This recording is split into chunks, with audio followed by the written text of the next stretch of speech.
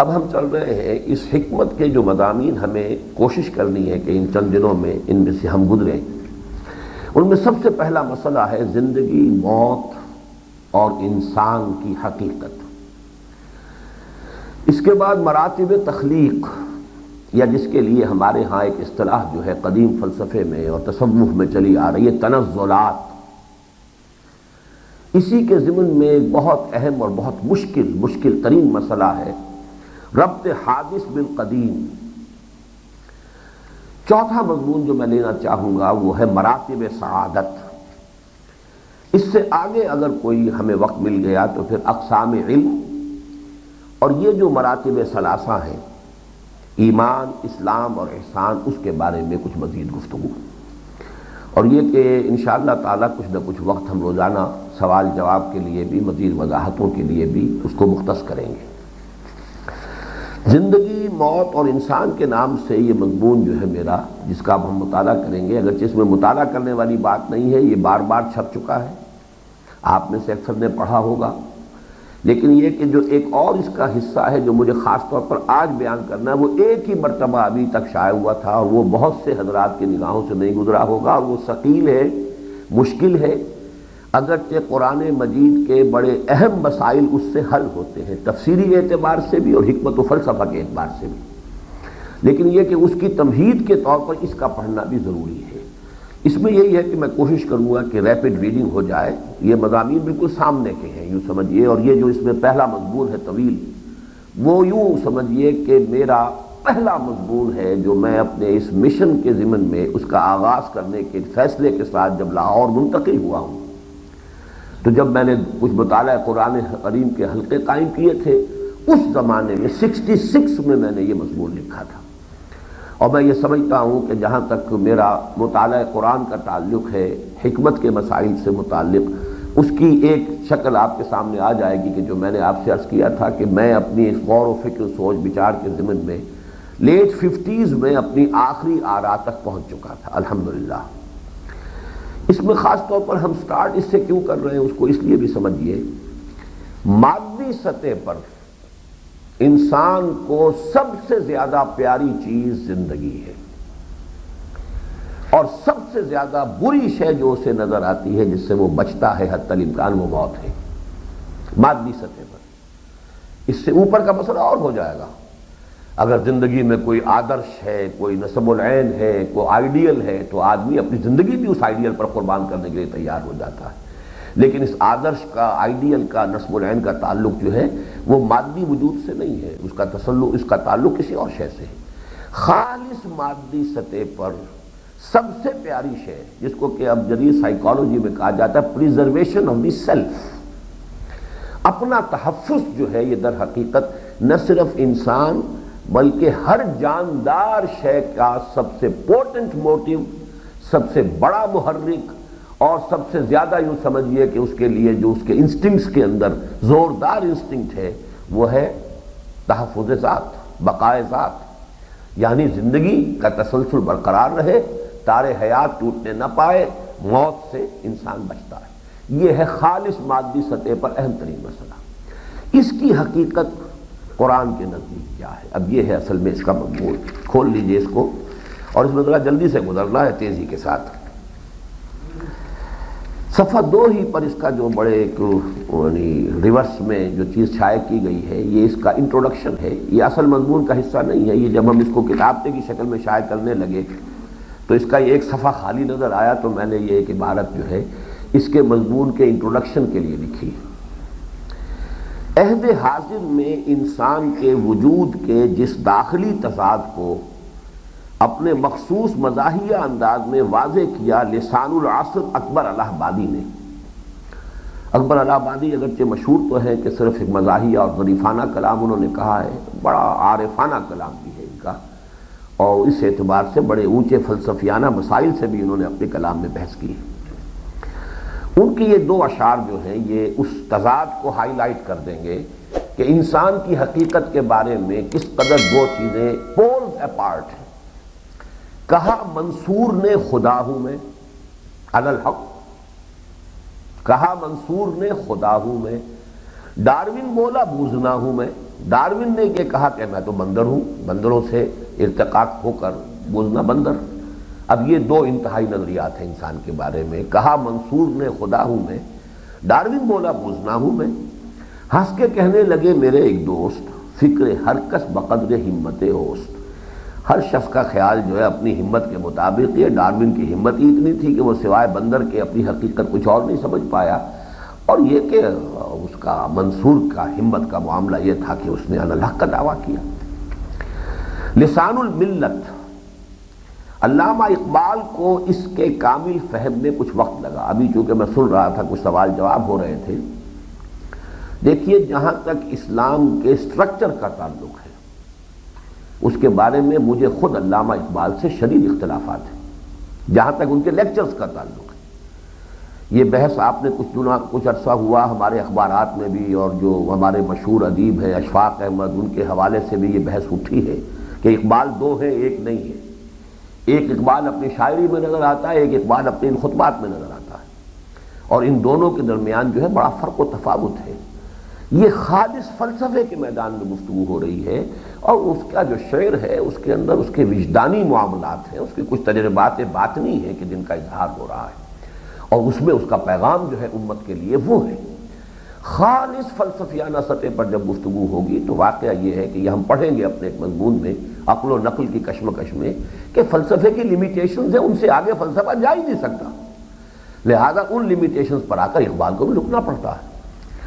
لیکن یہ کہ جہاں تک خالص فلسفیانہ مابعد الطبیعاتی مسائل و حکمت کے مسائل کا تعلق ہے، اس میں بہت حد تک میں ان کے اقوال اور ان کے آراء سے 95% متفق ہوں۔ البتہ جہاں اسلام میں اجتہاد اور اس کا رول اور اس کا سکوپ، اس پر جو گفتگو ہوئی ہے وہ میں نے ہر موقع پر اس سے اپنا اختلاف واضح کیا ہے۔ اس میں یقیناً وہ جو ہے جو تجدد والا انداز ہے وہ ان میں موجود ہے، ان کے لیکچرز کے اندر، خطبات کے اندر، اور میں یہ سمجھتا ہوں کہ یہ غنیمت رہا ہے کہ ان کے خطبات جو ہیں یہ بڑے ثقیل تھے، دقیق تھے، بہت مشکل تھے۔ ہمارا طبقہ علماء اکثر و بیشتر اس سے واقف نہیں ہے، ورنہ ان پر کفر کے فتوے بہت پہلے لگے ہوئے تھے اور بڑے شد و بد کے ساتھ لگے ہوئے۔ تو یہ جو خلیفہ عبدالحکیم کے بارے میں آپ کہتے ہیں، بلکہ میرے نزدیک تو خود غلام احمد پرویز کی بھی نسبت اقبال کی طرف ان خیالات کے اعتبار سے غلط نہیں ہے، وہ نسبت صحیح ہے اگر وہ اپنا انتصاب کرتا ہے، اس لیے کہ اس فکر کے جراثیم اقبال کے ہاں بھی موجود ہیں۔ اور یہ معاملہ وہی ہے اصل میں کہ جو تجدید جو ہو رہی ہے اب اس کے اندر درجہ بدرجہ لترکبن طبقا عن طبق، یہ بھی تو یعنی تدریجاً معاملہ ہونے والا ہے۔ تو اقبال کی شاعری کے اندر محسوس ہوتا ہے کہ وہ پوری کی پوری چھلانگ انہوں نے لگا لی ہے، لیکن اپنے ان خطبات کے اندر وہ بہت سے معاملات کے اندر ان کے اندر تجدد پسندی کا رنگ موجود ہے، یا کم سے کم وہ مواد موجود ہے جسے تجدد پسند لوگ ایکسپلائٹ کر سکتے ہیں، استعمال کر سکتے ہیں۔ یہاں پر میں بیان کر رہا ہوں کہ اقبال کے ہاں چونکہ یہ چیز تو بالکل متفق علیہ ہے کہ تدریج ہوئی ہے اس کے ہاں۔ ایک زمانے میں وہ خالص وطن پرست تھا، مٹی کی پتھر کی مورتوں میں سمجھا ہے تو خدا ہے، خاک وطن کا مجھ کو ہر ذرہ دیوتا ہے۔ اب وطن پرستی کی انتہا ہے، ہندی ہے ہم وطن ہے ہندوستاں ہمارا۔ اب یہ کیفیت تھی ان کی، ایک نغمہ وطنیت جو ہے وہ اس کا الاپ رہے ہیں، خاک وطن کا مجھ کو ہر ذرہ دیوتا ہے۔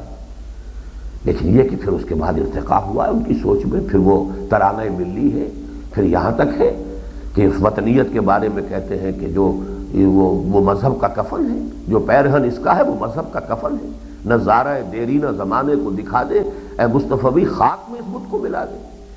اور جب اقبال سے بعض اوقات یہ بات کہی گئی کہ آپ کا مثلا خاص معاملے میں قادیانیت کے معاملات میں پہلے وہ بہت نرم گوشہ رکھتے تھے، بلکہ یہ الفاظ بھی ان کے بڑے بھائی تو قادیانی تھے، بڑے پختہ قادیانی تھے، شیخ عطا محمد، ان کے خاندان میں قادیانیت کافی تھی، اس لیے کہ سیالکوٹ جو ہے یہ تو بہت ہی براہ راست زد میں تھا۔ غلام احمد قادیانی کا جو بھی فکر پھیلا یہی وجہ ہے کہ اس علاقے کے دیہات میں اب بھی جو ہے قادیانیت جو ہے بہت مضبوط گڑھ موجود ہے، پورے گاؤں جو ہے قادیانیوں کے۔ اس حوالے سے نوٹ کیجئے کہ اس کے خاندان میں بھی قادیانیت تھی، خود انہوں نے کہا تھا کہ اگر کسی کو صحیح اسلام کی تصویر دیکھنی ہو تو قادیان میں جا کے دیکھ لیں، یعنی وہ ایک مذہبی ماحول انہوں نے پیدا کیا تھا، ایک شخص امیر کی حیثیت سے تھا، ایک منظم ادارہ تھا، اور یہ کہ شاید اس وقت تک اس نے ابھی نبوت کا دعویٰ نہ کیا ہو، اقبال کی اس زمانے کی کچھ آبزرویشنز ہو، یہ وہ نبوت کا دعویٰ تو بالکل آخری ایام میں کیا اس نے اپنی زندگی کے، بہرحال اس کے بعد جب وہ شدید تنقید کے مضامین لکھے انہوں نے قادیانیت کے خلاف، تو کچھ لوگوں نے کہا کہ آپ پہلے یہ کہتے تھے اب یہ کہہ رہے ہیں۔ تو بڑا پیارا جملہ انہوں نے کہا، only stones do not change۔ تو تسلیم کر لیا کہ پتھر نہیں بدلتے، انسان کا ذہن تو بدلتا ہے، انسان کی رائے بدلتی ہے، انسان کی سوچ بدلتی ہے، اس میں ارتقاء کے مراحل آتے ہیں۔ تو اس حوالے سے میری رائے بدل گئی ہے، ٹھیک ہے، only stones do not change، میری رائے تو بدلے گی، انسان کی رائے بدلے گی۔ تو بہرحال اس میں دیکھیے ذرا ارتقاء کے حقیقت انسان کے بارے میں اقبال کن مراحل سے گزرا ہے۔ لسان الملت علامہ اقبال کو اس کے کامل فہم میں کچھ وقت لگا۔ ابتداءً تو انہیں انسان کا صرف خاکی وجود ہی نظر آیا، چنانچہ یہاں تک کہہ بیٹھے کہ عمل سے زندگی بنتی ہے جنت بھی جہنم بھی، یہ خاکی اپنی فطرت میں نہ نوری ہے نہ ناری ہے۔ گویا کہ انسان کی اصل صرف خاکی ہے، یہ خالص جو ہے، یہ تو وہ ڈاروینین جو تصورات ہیں، حیوان ہی بس انسان ہے، ایک اپنی بس عمل کر کے جو ہے وہ چاہے وہ نوری بن جائے چاہے ناری بن جائے۔ لیکن بعد میں تدریجاً حقیقت منکشف ہوتی چلی گئی، چنانچہ بار جبریل میں فرماتے ہیں، خاکی و نوری نہاد بندہ مولا صفات، ہر دو جہاں سے غنی اس کا دل بے نیاز۔ اب یہاں معلوم ہوا کہ خاکی بھی ہے اور نوری نہاد بھی ہے اس کی، گویا کہ انسان کی حقیقت کے اندر یہ دونوں ایلیمنٹس موجود ہیں۔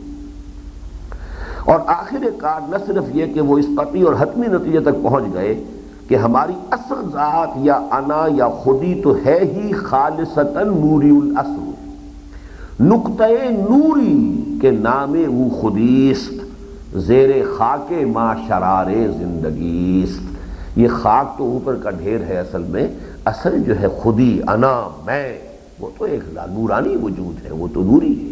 نقطہ نوری کے نام او خودیست، میں انا سے جب اپنے آپ کو تعبیر کر، میں انا سیلف، وہ تو خالص نوری شے ہے۔ بلکہ اس حقیقت کو بھی پا گئے کہ ہماری ہستی کا یہ نورانی عنصر دراصل خود خدا ہی کی ایک تجلی ہے، نور تجلی بھی اسی خاک میں پنہاں، غافل تو نرا صاحب ادراک نہیں ہے۔ اب اس کو ذرا نوٹ کیجئے، اس شعر کو سمجھیے۔ صاحب ادراک جو ہے آپ کرتے ہیں کسی شے کا، خارجی شے کا، یہ ہماری مدرکات ہیں جن کے ذریعے سے آنکھ کان ادراک ہم کر رہے ہیں، باہر سے کسی چیز کا ادراک کیا ہم نے، ہمارے اندر سے کوئی شے نہیں نکل رہی ہے، خارج سے ہمارے اندر فیڈ ہو رہا ہے۔ جیسے کمپیوٹر کے اندر اپنا کچھ نہیں ہے، قطعاً کچھ نہیں ہے، کمپیوٹر میں تو جو کچھ آپ نے فیڈ کیا ہے وہ اس کو پروسیس کرتا ہے۔ تو کیا انسان بھی بس یہی کچھ ہے؟ نہیں، تجلی ہوتی ہے جو اندر سے برآمد ہوتی ہے، ایک شے ہے، نور ہے، وہ اپنے آپ کو ظاہر کرتا ہے۔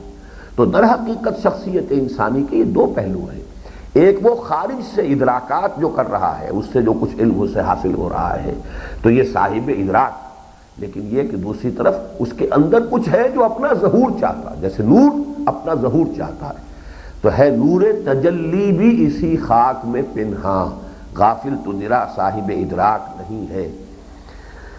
دم چیست پیام شنیدی نہ شنیدی، در خاک تو یک جلوہ عامست نہ دیدی، دیدن دیگر آموز شنیدن دیگر آموز۔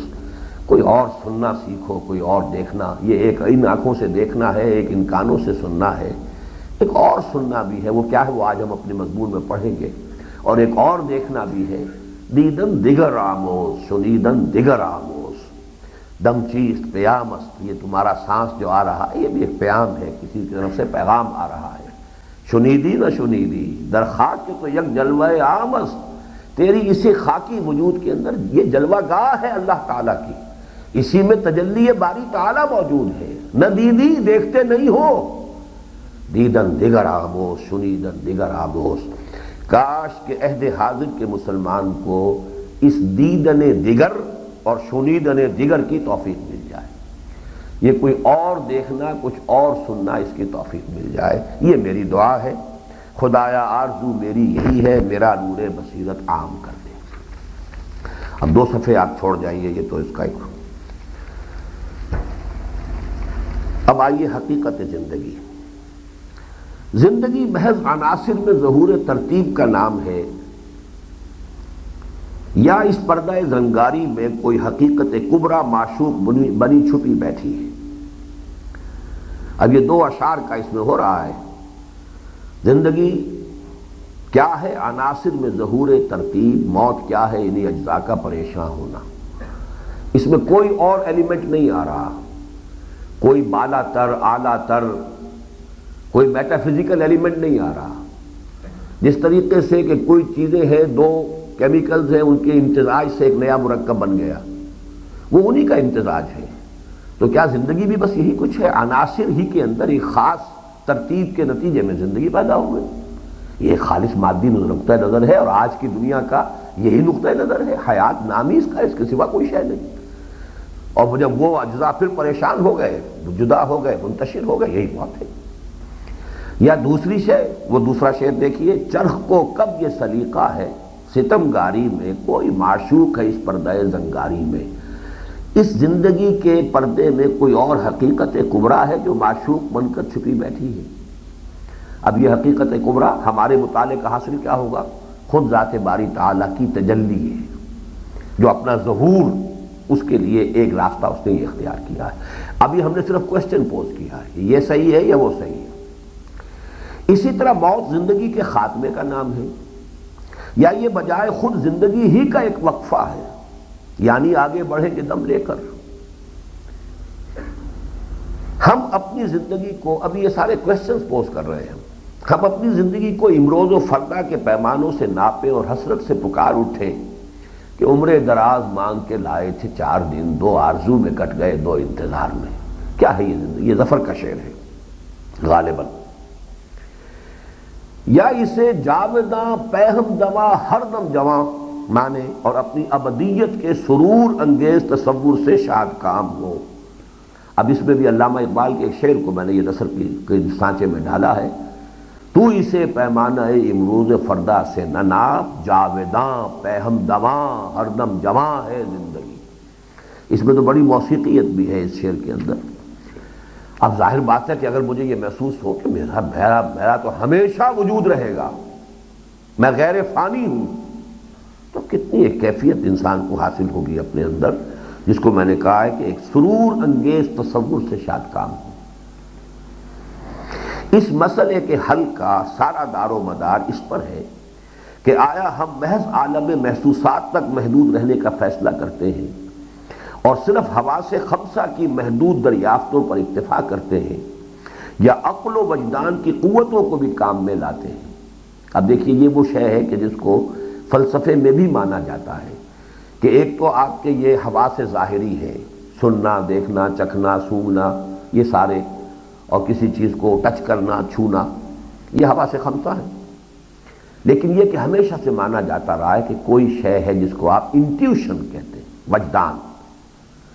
کوئی چیز انسان کو اپنے اندر محسوس ہوتی ہے کہ نہ میں نے غور کر رہا تھا، نہ سوچ رہا تھا، اچانک کوئی بات آ گئی، اچھا میں اسے ثابت بھی نہیں کر سکتا، intuitively I feel like that, I can't prove it, I have no data to support it، میرے پاس کوئی دلائل نہیں ہے، کوئی اعداد و شمار نہیں ہے، میں بیان نہیں کر سکتا، میں ثابت نہیں کر سکتا، but I do feel, somehow I feel۔ تو یہ کیا ہے؟ یہ ہے وجدان۔ ایک وہ ہے کہ آپ نے سینس ڈیٹا کے اوپر بیس کیا ہے، اس کے اوپر دلائل سے استنباط کر کے، استدلال، استنتاج سے آپ ایک نتیجہ تک پہنچے، اس کا صغرا کبریٰ ہے، اس سے نتیجے نکال رہے ہیں۔ ایک یہ کہ اچانک کوئی بات آئی ہے، دل میں ہے، تو اگر آپ اس کو وجدان کی قوتوں کو بھی بروئے کار لاتے ہیں اور اپنے من میں ڈوب کر سراغ زندگی کو پانے کی سعی کرتے ہیں، اپنے من میں ڈوب کر پا جا سراغ زندگی، یہ بھی اقبال کا مصرع ہے۔ اچھا، وجدان کے ساتھ میں نے لفظ عقل بھی لگایا ہے۔ اب اس کو یوں سمجھیے کہ جہاں تک فزیکل سائنسز کا تعلق ہے، وہ تو لازماً صرف حواس ظاہری اور پھر اس سے جو بھی استنباط کرتے ہیں، عقل اس سے آگے نہیں جائے گی۔ البتہ عقل کی ہمیشہ سے ایک کوشش یہ بھی رہی ہے کہ اس کائنات کے کلی حقائق کا سراغ بھی لگائے۔ فلسفہ اسی کویسٹ کا نام ہے، حالانکہ معلوم ہے میٹا فزکس ہے، یہ اس کو فزیکل ذرائع سے آپ ان حقائق تک نہیں جان سکتے اور نہیں رسائی حاصل کر سکتے، لیکن فلسفہ جس شے کا نام رہا ہے وہ در حقیقت ایک کوشش رہی نوع انسانی کی کہ حقائق کونیہ، جو اصل حقائق ہیں، کہ جو ہماری اس جو حواس خمسہ، حواس ظاہری کے دائرے سے باہر ہے، ان کی بھی حقیقت کا سراغ لگایا جائے، اسی کے لیے فلسفی جو ہے اس کے ساتھ دست و گریباں رہے، تو عقل اور وجدان کی قوتوں کو بھی بروئے کار لائیں۔ عالم محسوسات اور حواس خمسہ تک محدود رہیے تو زندگی بس پیدائش سے لے کر اور موت تک کے وقفے کا نام ہے۔ قرآن مجید ان مومنین تجربہ و شہود کے تصور حیات کو ان الفاظ میں بیان فرماتا ہے، ان ہی الا حیاتنا الدنیا وما نحن بمبعوثین، یعنی یہ فلسفہ ایسا نہیں ہے کہ آج ہی ہے دنیا میں، امپیریسزم آپ اسے کہیں، میٹیریلزم آپ اسے کہیں، لاجیکل پازیٹیوزم آپ اسے کہیں، بے شمار نام ہے فلسفوں کے، سب کا خلاصہ یہی ہے جو قرآن مجید نے یہاں بیان کیا۔ ان ہی الا حیاتنا الدنیا وما نحن بمبعوثین، سورۃ الانعام، ہمارے لیے زندگی نہیں ہے مگر بس یہی دنیا کی زندگی اور ہم کو پھر نہیں زندہ ہونا۔ اور دوسرا سورہ جاثیہ کا ہے وما ہی، یہ بات نوٹ کرتے جائیے گا کہ آپ کو وہ اصول کتنی مرتبہ ملے گا کہ اہم مضامین قرآن مجید میں کم سے کم 2 جگہ ضرور آتے ہیں۔ وما ہی الا حیاتنا الدنیا نموت ونحیا وما یہلکنا الا الدہر، نہیں ہے زندگی سوائے اس دنیا کی زندگی کے، ہم خود ہی جیتے ہیں خود ہی مرتے ہیں۔ یہی فرق ہے جو میں نے سورہ حدید کے درس میں نوٹ کرایا کرتا ہوں، وہاں آپ کو ملے گا یحیی و یمیت، وہ ہمیں زندہ رکھتا ہے وہ ہمیں مارتا ہے۔ ایک یہ کہ اسے اپنی طرف منسوب کرتا ہے انسان، میں خود زندہ ہوں خود مرتا ہوں، اور مجھے مارنے والی شے سوائے دہر کے اور کچھ نہیں ہے۔ یہی ہے جو بھی گردش فلک ہے، یہی دنیا جو ہے فزیکل ورلڈ ہے۔ جیسے میں نے عرض کیا تھا کہ موت، زندگی کیا ہے؟ عناصر میں ظہور ترتیب، موت کیا ہے؟ انہیں اجزاء کا پریشان ہونا۔ اور ان کے ذہن کی پستی اور علم کی کوتاہی پر ان الفاظ میں تبصرہ فرماتا ہے، یعلمون ظاہرا من الحیات الدنیا، اور اس میں خاص نقطہ یہی ہے حیات دنیاوی کے بھی صرف ظاہر کو جانتے ہیں۔ اس کی وضاحت آگے چل کر آئے گی، ذرا الفاظ پر نوٹ کیجئے۔ حیات دنیاوی کی بھی ایک اصل حقیقت ہے، یہ بھی ان کی نگاہوں سے اوجھل ہے۔ یعلمون ظاہرا من الحیات الدنیا، یہ نہیں کہا کہ یعلمون حیات الدنیا، یہ ٹھیک ہے، یہ صرف حیات دنیا کو جان، نہیں، ظاہرا من الحیات الدنیا۔ اور دوسرا تبصرہ جو سورۃ النجم، ذالک مبلغہم من العلم، یہ بڑا ایک لطیف پیرایا ہے تعریض کا اور طنز کا، یہ ہے ان کی پہنچ علم کے معاملے میں، بس یہاں تک رسائی ہو پائی ہے۔ مبلغ علم جس کو ہم پھر محاورتاً استعمال کرتے ہیں اردو ادب میں، مبلغ علم، یہ قرآن کی اصطلاح ہے۔ ذالک مبلغہم من العلم، علم میں سے بس ان کی رسائی یہیں تک ہو پائی ہے کہ انہیں حیات دنیاوی کے سوا کچھ نظر ہی نہیں آتا۔ کیا واقعی زندگی بس اسی مختصر سے وقفے کا نام ہے؟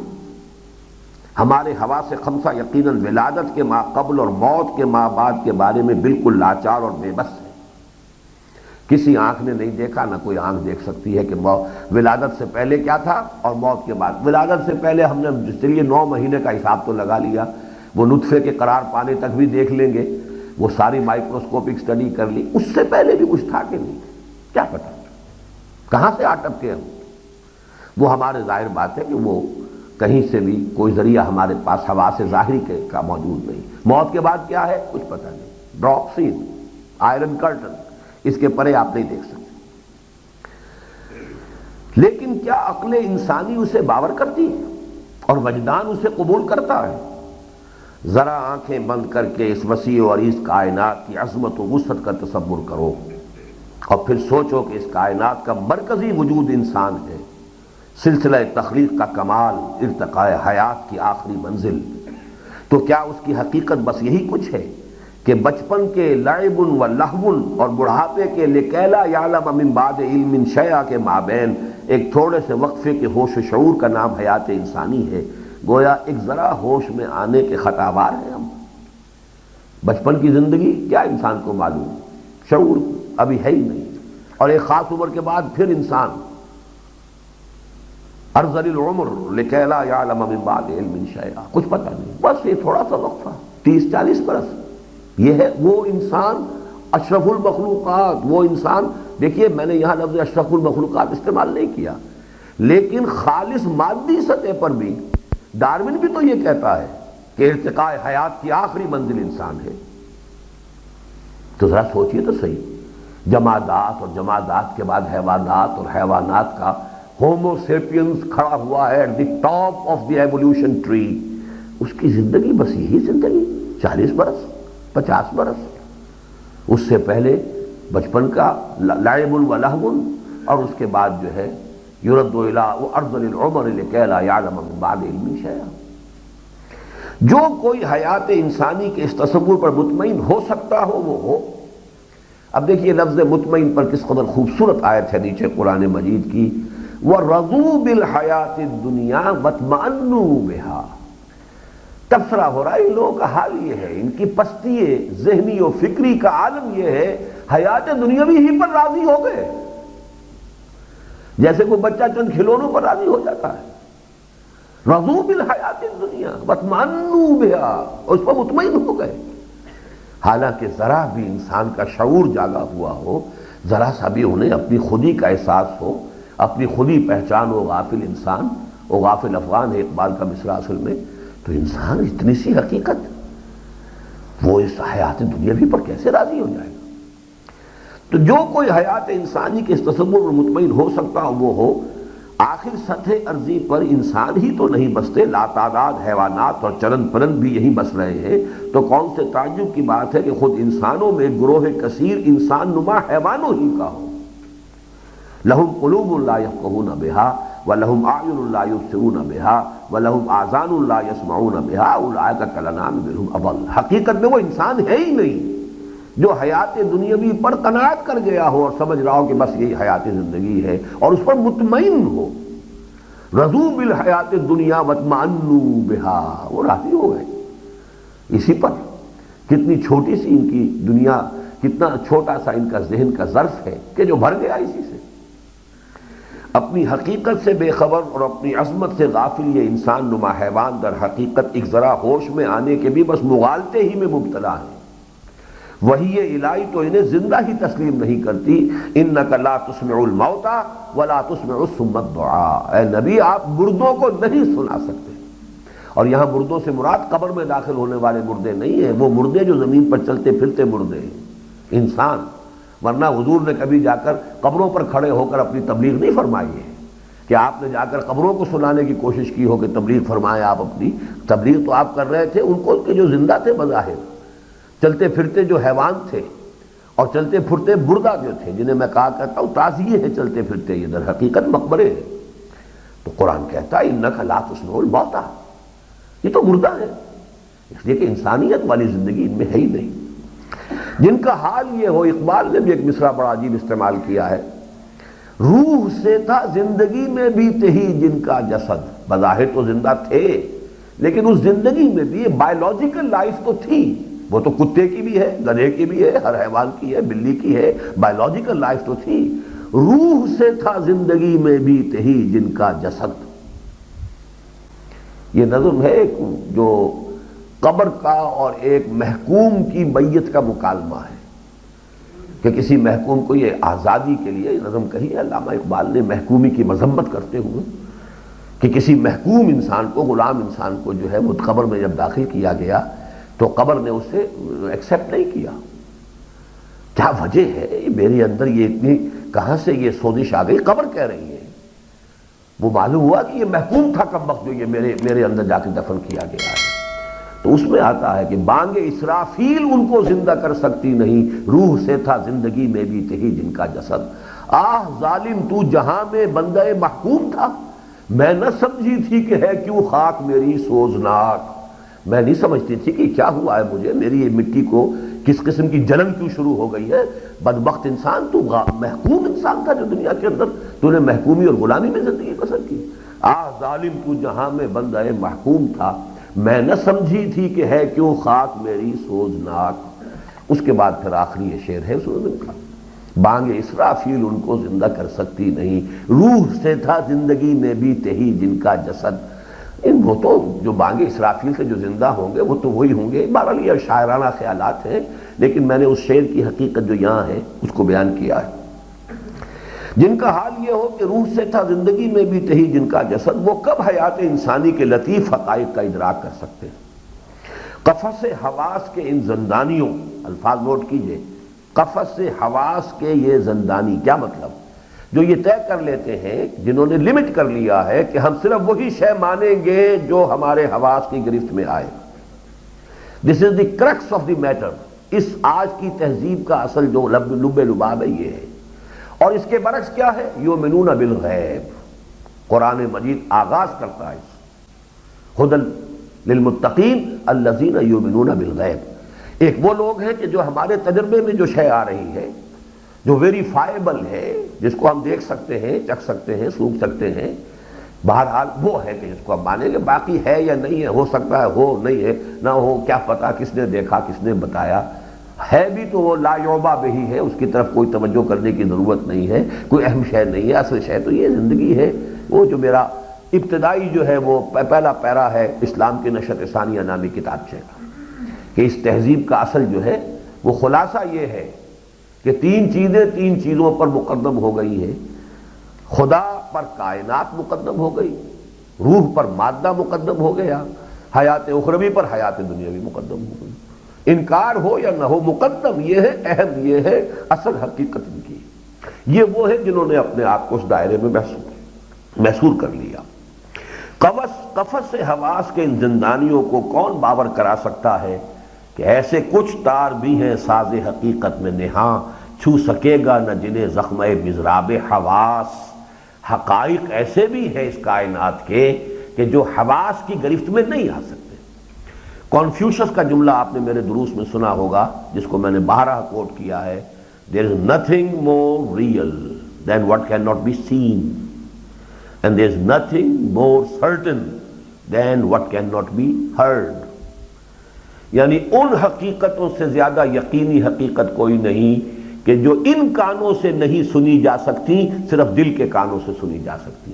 یہ جملہ میں نے ایڈ کر دیا، صرف دل کے کانوں سے سنی جا سکتی. یہ ہے وہ شنیدن دیگر، دوسری قسم کا سننا.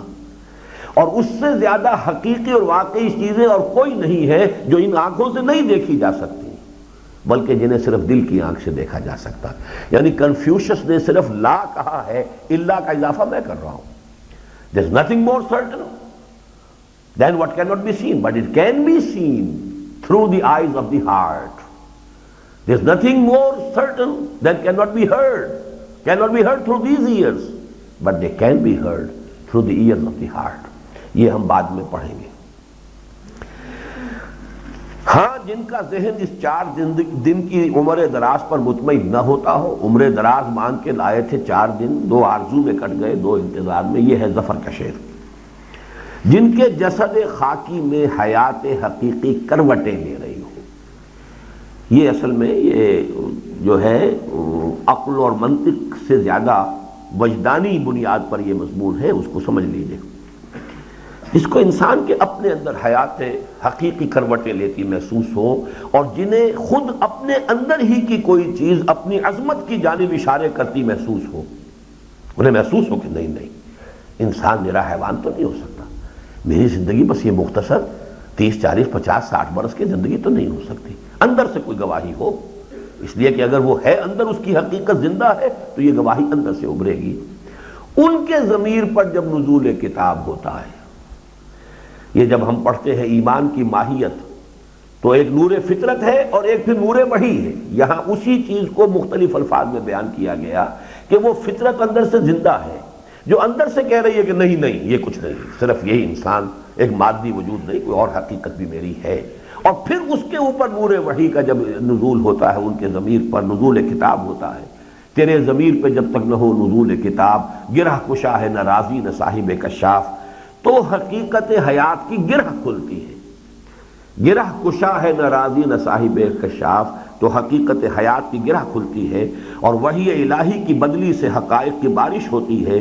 تو ان کی عقل و وجدان کی پیاسی زمین کو ایسے محسوس ہوتا ہے جیسے اسے بعین ہی وہی چیز مل گئی جس کی اسے پیاس تھی. اور تب وہ حیات انسانی جو حواس خمسہ کی بندگی میں گھٹ کر جوئے کماب نظر آتی تھی، ذہن انسانی کے ان کے چنگل سے آزاد ہوتے ہی ایک بحر بے قراں کی صورت اختیار کر لیتی ہے. بندگی میں گھٹ کے رہ جاتی ہے ایک جوئے کماب، اور آزادی میں بحر بے قراں ہے زندگی. اور یہ حیات دنیاوی جو لا علمی اور بے خبری میں اصل حیات قرار پا گئی تھی، سکڑ اور سمٹ کر اصل کتاب حیات کے محض ایک دیباچے اور مقدمے کی شکل اختیار کر لیتی ہے. سائقہ حق کوند کر اعلان کرتا ہے وَإِنَّ الدَّارَ الْآخِرَةَ لَهِيَ الْحَيَوَانُ. اصل زندگی تو آخرت کی زندگی ہے، اور انسانوں کے اس عظیم ہجوم پر نظر ڈالتے ہوئے جو حیات دنیاوی کے لہو و لعب ہوئی کو اصل حیات قرار دے بیٹھا ہے، حسرت کے ساتھ پکارتا ہے لو کانوا یعلمون، کاش کہ انہیں معلوم ہوتا۔ اب یہ لو کانوا یعلمون، کاش کہ انہیں معلوم ہوتا، انہیں معلوم ہی نہیں۔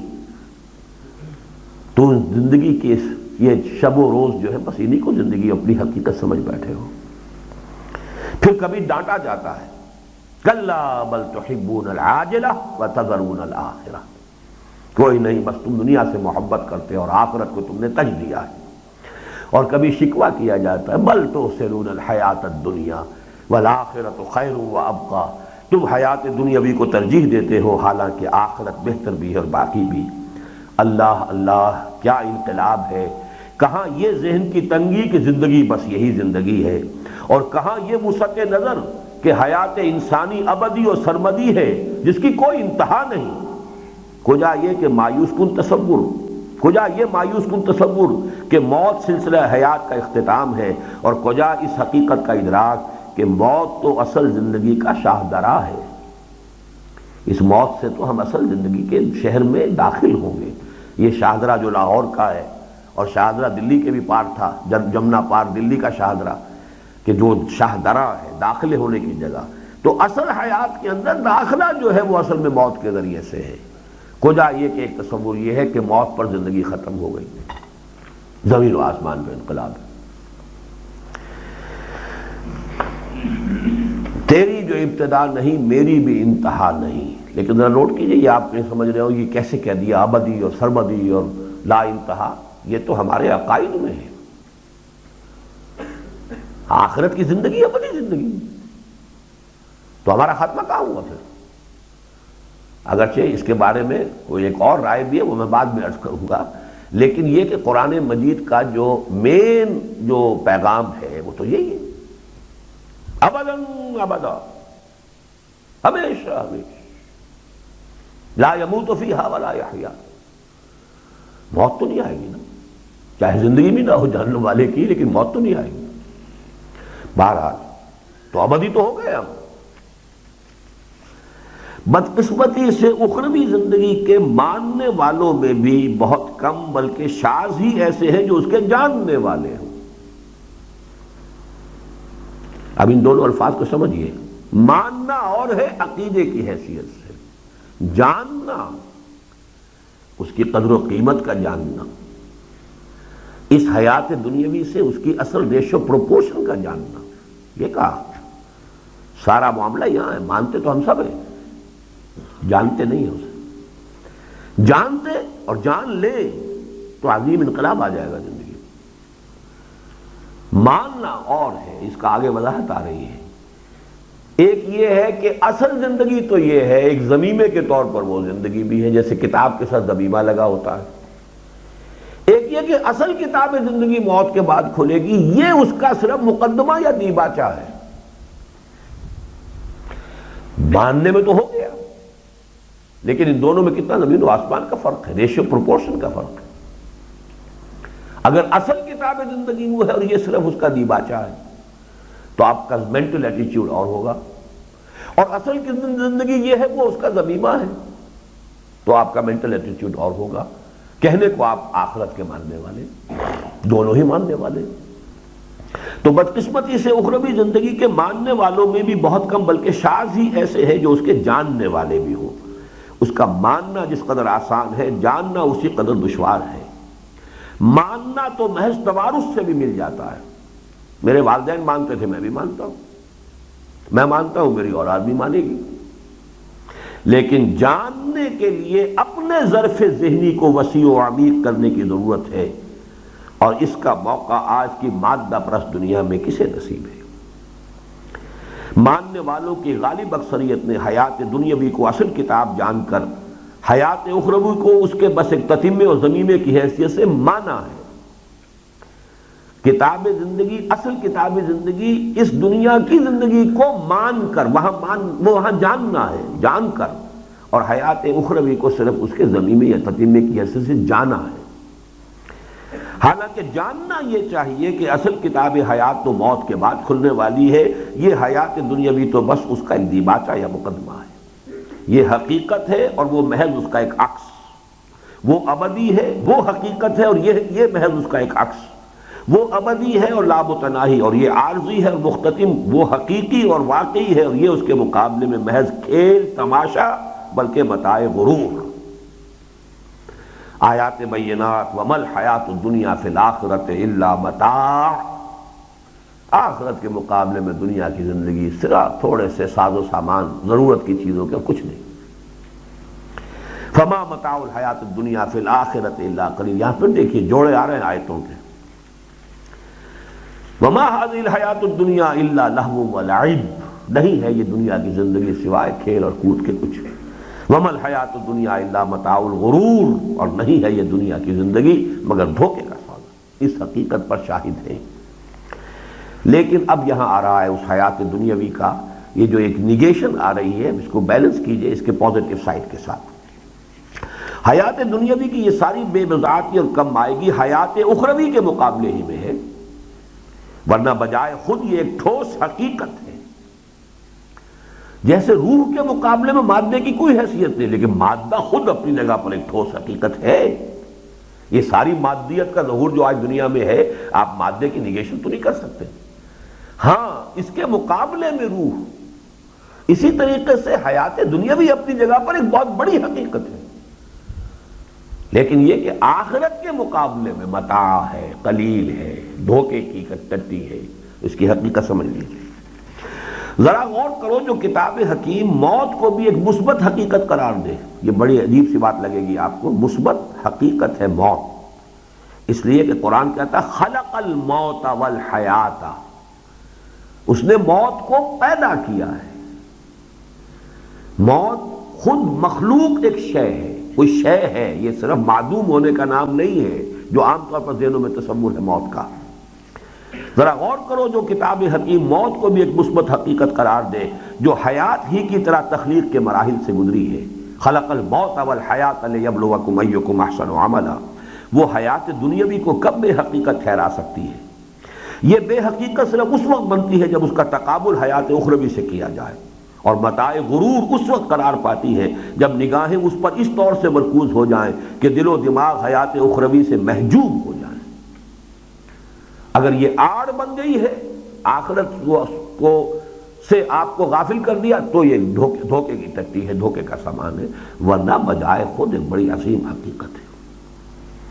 یہی رمز ہے قرآن حکیم کے اس تبصرے میں کہ یعلمون ظاہرا من حیات الدنیا، یہ حیات دنیاوی کے بھی صرف ظاہر سے واقف ہے، اس کی حقیقت کیا ہے وہ ایک حدیث کے حوالے سے آگے آئے گی۔ یہ مومنین حیات دنیاوی خود حیات دنیاوی کی حقیقت سے کب واقف ہے، اس کا بھی بس ظاہر ہی ان کی نگاہوں کے سامنے ہے، خود اس کی حقیقت آشکارا ہو جائے تو حیات انسانی کے جملہ حقائق تک رسائی کی راہیں روشن ہو جائیں۔ قرآن حکیم نے حیات دنیاوی کو حیات انسانی کا ایک امتحانی وقفہ قرار دیا ہے۔ خلق الموت والحیات لیبلوکم ایکم احسن عملا، یعنی یہ امتحان گاہ ہے، نتائج آخرت میں ظاہر ہوں گے۔ قلزم ہستی سے تو ابھرا ہے مانند حباب، اس زیاں خانے میں تیرا امتحان ہے زندگی، یہ گھڑی محشر کی ہے تو عرصہ محشر میں ہے، پیش کر غافل عمل کوئی اگر دفتر میں ہے۔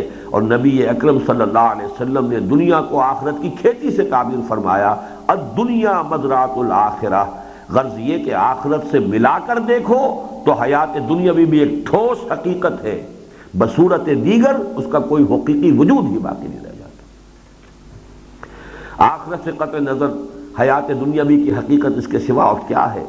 اعلموا انما الحیات الدنیا لعب ولہو وزینۃ وتفاخر بینکم وتکاثر فی الاموال والاولاد، لیکن بچپن کے کھیل کود، نوجوانی کی آرائش و زیبائش اور بناؤ سنگھار، شباب کے فخر و مباحات اور کہولت کے تکاثر و اموال و اولاد کے انہی ادوار سے گزرتے ہوئے، اس کی وضاحت اس لیے نہیں کر رہا کہ یہ سورہ حدید کی آیت ہے اور اس کا درس تو آپ سب لوگوں نے سنا ہوا ہے، انہی ادوار سے گزرتے ہوئے ایک ذرا ہوش میں آنے سے حیات دنیاوی ایک حقیقت کبریٰ اور نعمت غیر مترقبہ کی صورت میں جلوہ گر ہوتی ہے، اور اگر یہ ہو جائے تو بس یہی حاصل حیات ہے، اگرچہ ایک دردناک حقیقت ہے کہ یہ ہوش کسی کسی کو نصیب ہوتا ہے. وما یلقاها الا الذین صبروا وما یلقاها الا ذو حظ عظیم. ہوش میں آ کر اگر حقیقت کی کوئی جھلک دیکھ پاؤ اور پھر اسی کی رخ زیبا کے پرستار اور اسی کی زلف گراگیر کے اسیر ہو جاؤ تو یہی سرمایہ حیات ہے.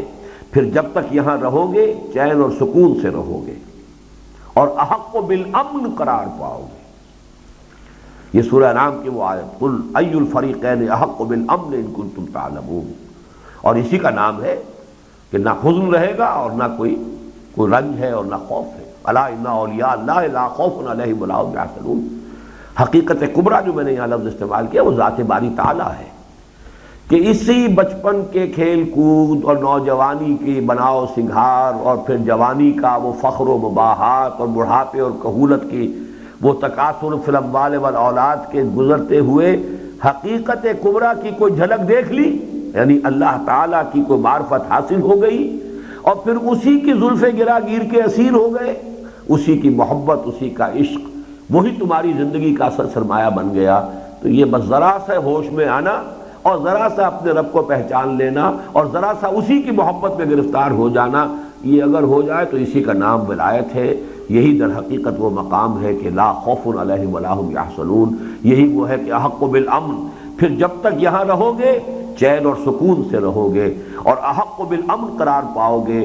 موت حجلہ عروسی میں داخلے سے زیادہ خوش آئند نظر آئے گی اور اس کا استقبال مسکراتے ہوئے کرو گے. نشان مرد مومن بات و گویم جو مرگ آیت تبسم نہ لبے اس. یہ موت تو پھر اللہ سے ملاقات کا ذریعہ ہے. یہ تو حیات اخروی کا شاہدرہ ہے. اب آگے بات بڑھ گئی، یہ تو اپنے محبوب سے ملاقات کا ذریعہ ہے.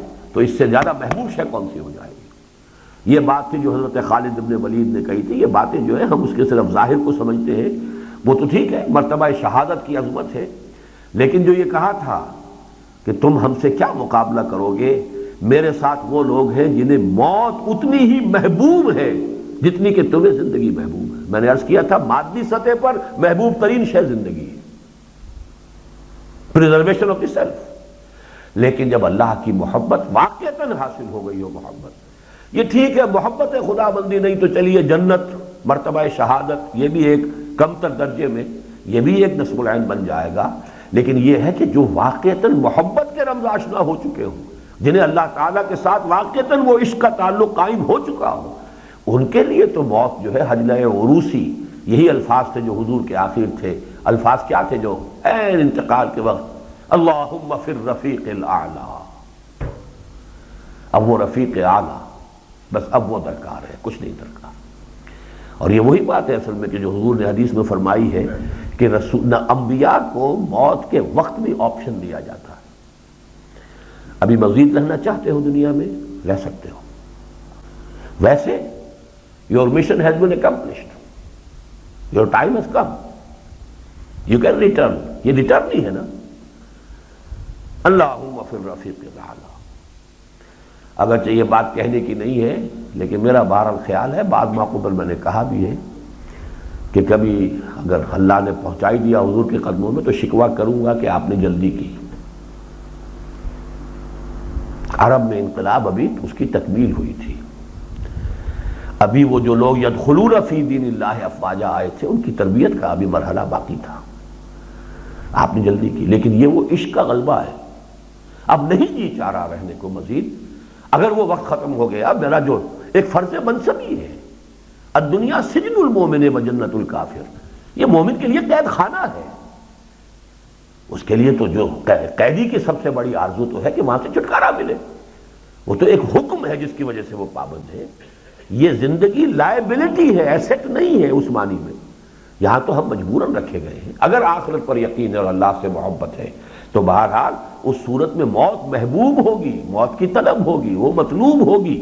اور یہ جو میں نے کہا ہے کہ حجرہ عروسی میں داخلے سے زیادہ خوش آئند نظر آئے گی، اس لیے کہ وہ تو محبوب سے ملاقات کا ذریعہ ہے.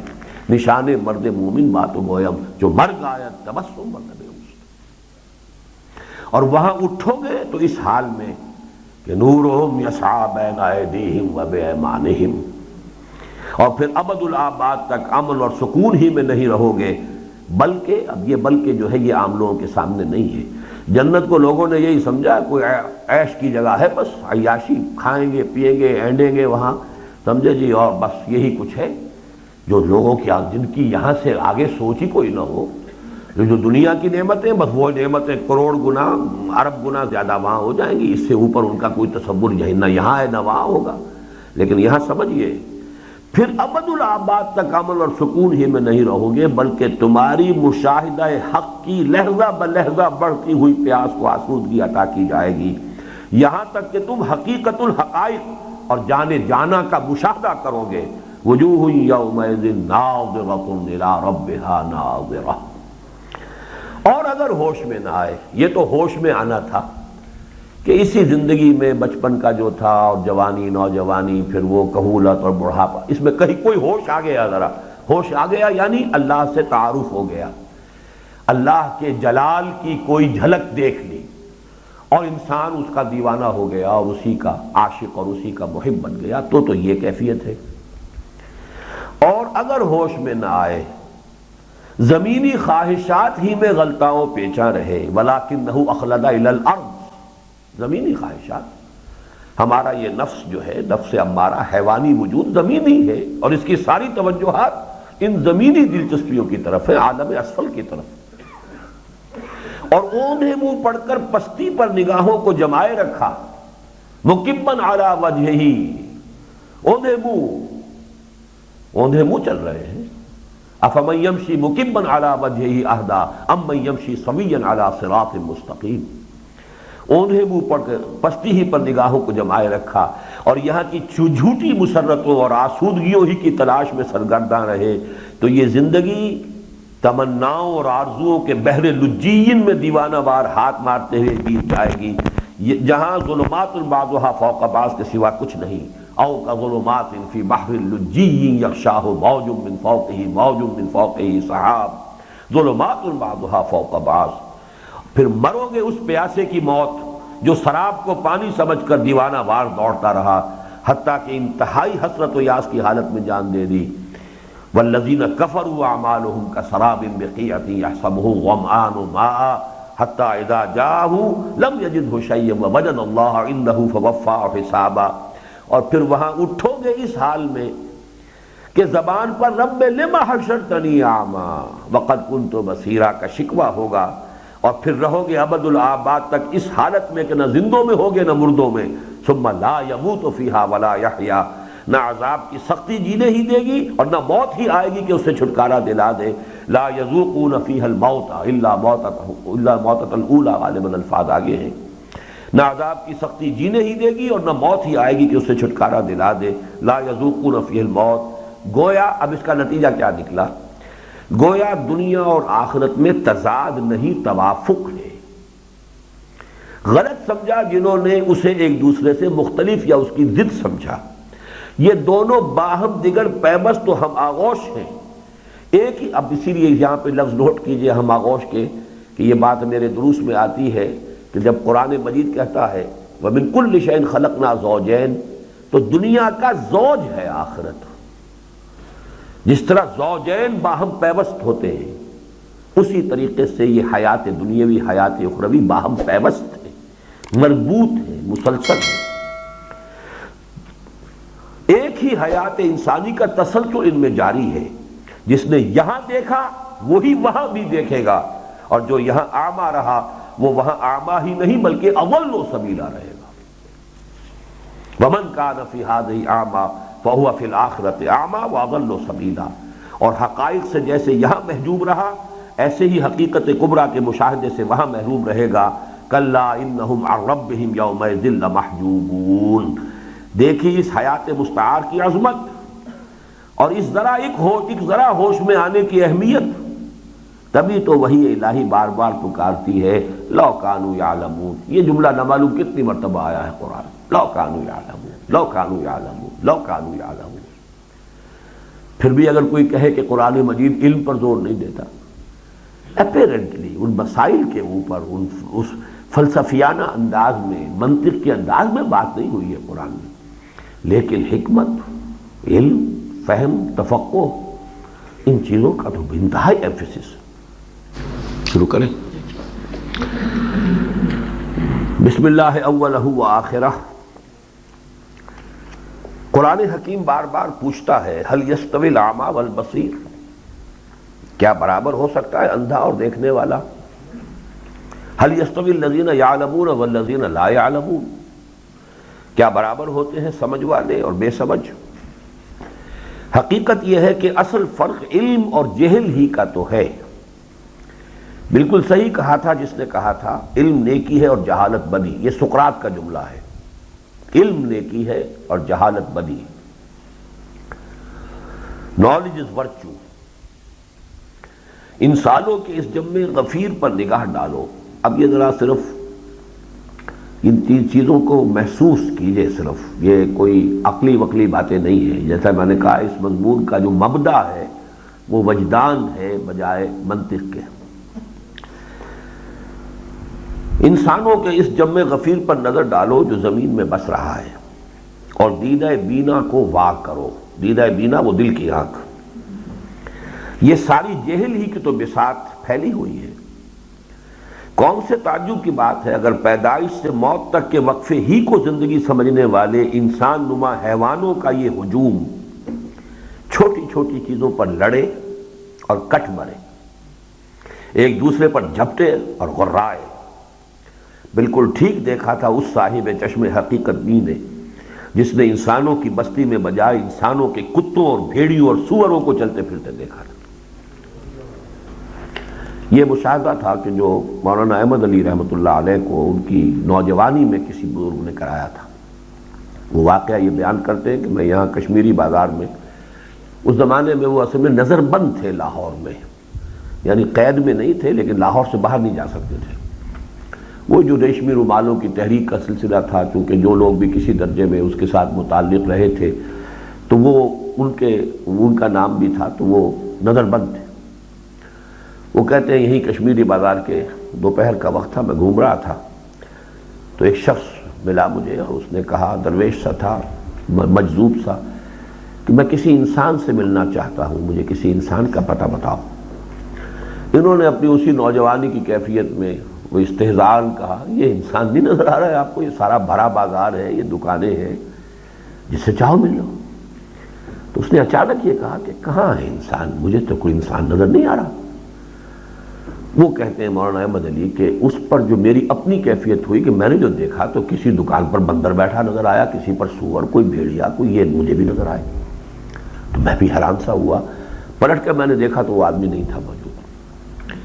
تو یہ اصل میں حقیقت، معنوی حقیقت جو ہے، اللہم ارنی حقیقت الاشیاء کما ہی، کہ یہ انسانی شکل و صورت میں اور انسانی لباس پہنے ہوئے سب انسان نہیں ہیں، بلکہ بل ہم اضل، یعنی ان سے گئے گزرے بڑے بڑے درندے جو ہیں، ان کی شقاوت قلبی کا اندازہ انسان کرے تو ان کے اندر چھپا ہوا بس وہ ایک کلچر سا ہے، اوپر کا ایک رنگ ہے جو چڑھا ہوا ہے، کچھ تہذیبی آداب ہیں، کچھ جو وہ صورت جو ہے نظر آتی ہے۔ حقیقت میں انسان کتنے ہیں؟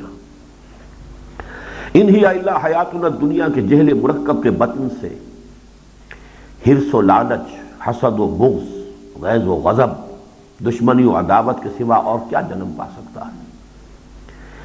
یہ جھوٹی مسرتوں اور آسودگیوں کی تلاش میں سرگرداں، حقیر سی آرزوؤں اور تمناؤں کے پھندوں میں گرفتار، اور طول عمل کے سراب پر دم توڑتے ہوئے انسان اسی تصور حیات کا شاہکار تو ہے۔ یہ اچھے الفاظ ہیں، طول عمل کے سراب پر دم توڑتے ہوئے، اس لیے کہ طول عمل وہ ہے جس کا سلسلہ کبھی ختم نہیں ہوتا، آرزو ہے ایک کے بعد دوسری، دوسرے کے بعد تیسری، تیسرے کے بعد چوتھی۔